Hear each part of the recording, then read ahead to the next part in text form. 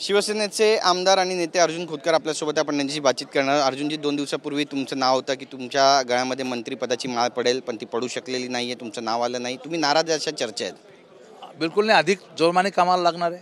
पक्षाचं काम या ठिकाणी वाढवणार आहे।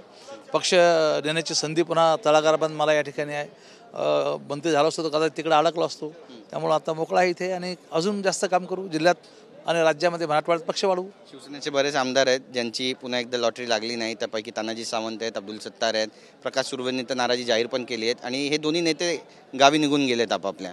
नाही, मला त्याची काही कल्पना नाही, गावी निघून गेलं का मी नाराज नाही। मी पण जाणार होतात अशा चर्चा होत्या। नाही, मी आता तुम्ही बघताय मला इथं, मी इथं आहे म्हणून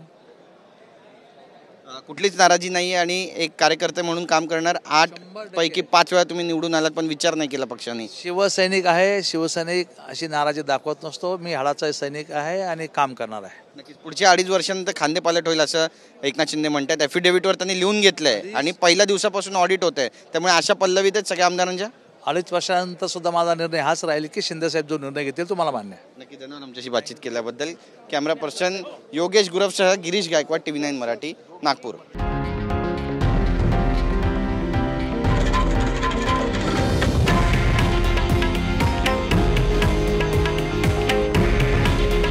हे आहे देशातील नंबर 1 न्यूज नेटवर्क आणि आपण पाहत आहात TV9 मराठी।